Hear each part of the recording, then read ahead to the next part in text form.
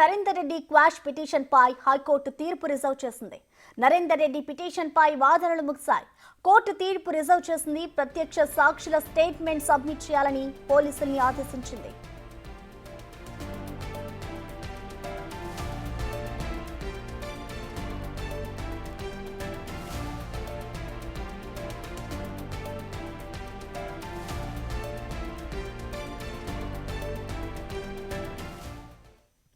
దీనికి సంబంధించిన మరింత సమాచారాన్ని మా ప్రతినిధి రానా అందిస్తారు. రానా, చెప్పండి, అసలు నరేందర్ రెడ్డి పిటిషన్ కి సంబంధించి ఇటు కోర్టులో ఎలాంటి వాదనలు జరిగాయి? రానా,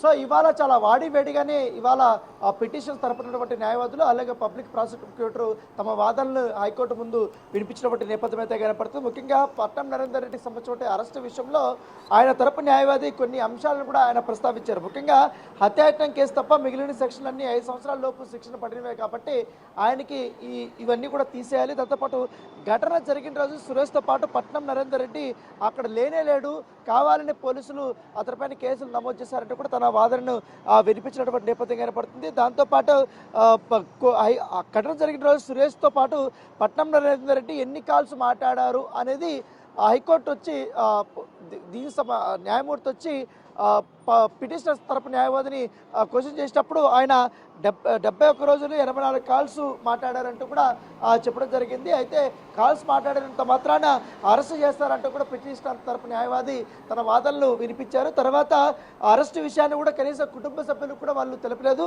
డైరెక్ట్గా అరెస్ట్ చేసి తీసుకెళ్లిపోయారని కూడా చెప్పడం జరిగింది. దాంతోపాటు ఈ సుప్రీంకోర్టు తీర్పులను కూడా కింది కోర్టు కనీసం పరిగణలోకి తీసుకోలేదంటూ కూడా ఆయన తన బాధను వినిపించారు. అరెస్టు గ్రౌండ్స్ను చూడకుండానే పట్నం నరేందర్ రెడ్డిని రిమాండ్ విధించారంటూ కూడా తన వాదనల్ని ఆయన వినిపించిన నేపథ్యంలో పిటిషనర్ న్యాయవాది అయినటువంటి గడ్ర మోహన్ రావు ఇవాళ పట్నం నరేందర్ రెడ్డికి సంబంధించినటువంటి వాదనలు ఆయన వినిపించినటువంటి నేపథ్యం కనపడుతుంది. తర్వాత అయితే మరి కొన్ని అంశాలు కూడా ఆయన ప్రస్తావించారు. ఎందుకంటే అసలు 11వ తారీఖు సంఘటన జరిగినప్పుడు పట్నం నరేందర్ రెడ్డి అక్కడ లేనప్పుడు అతనిపైన ఏ విధంగా మీరు కేసు నమోదు చేస్తారంటూ కూడా ఒక క్వశ్చన్.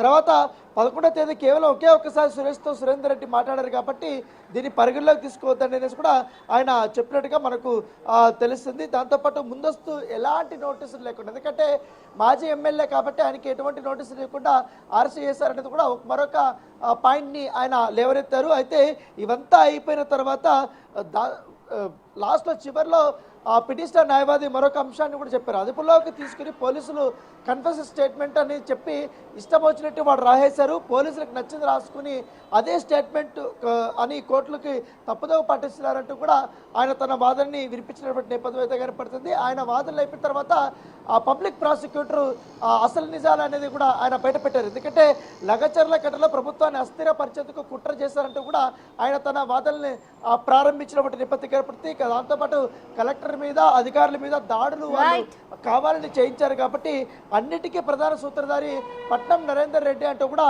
ఇవాళ పబ్లిక్ ప్రాసిక్యూటర్ హైకోర్టు న్యాయమూర్తి ముందు తన వాదనలు వినిపించినటువంటి పరిస్థితి. దాంతోపాటు నరేందర్ రెడ్డికి సంబంధించిన ఎలాంటి ఆధారాలు ఉన్నాయని ప్రశ్నించినప్పటికీ హైకోర్టు తన అనుచరులతో కలిసి స్కెచ్ వేశారని పీపీ చెప్పారు.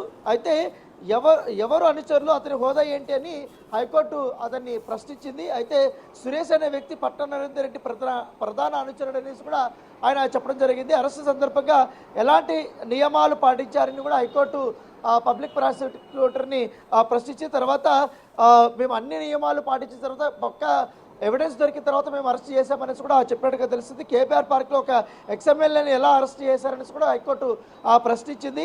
తర్వాత సుప్రీంకోర్టు తీర్పులు ఎందుకు పాటించలేదని అడిగింది. ఈ కేసులో కుట్ర కూడా ఉంది, చాలా విషయాలు బయటకు వస్తాయనేసి కూడా పబ్లిక్ ప్రాసిక్యూటర్ చెప్పడం నేపథ్యం కనపడుతుంది. అయితే ఈ సాక్షులందరినీ కూడా ఒకసారి స్టేట్మెంట్ రికార్డ్ చేసుకొని అవన్నీ కూడా సాక్ష్యాధారాలంతా కూడా కోర్టుకి సబ్మిట్ చేయమని కూడా హైకోర్టు న్యాయమూర్తి చెప్పిన నేపథ్యంలో తీర్పుని రిజర్వ్లో పెట్టారు. రేపు ఈ యొక్క స్టేట్మెంట్స్ అన్ని కూడా కోర్టుకి వాళ్ళు సబ్మిట్ అయితే చేయబోతున్నారు. Okay, thank you Rana.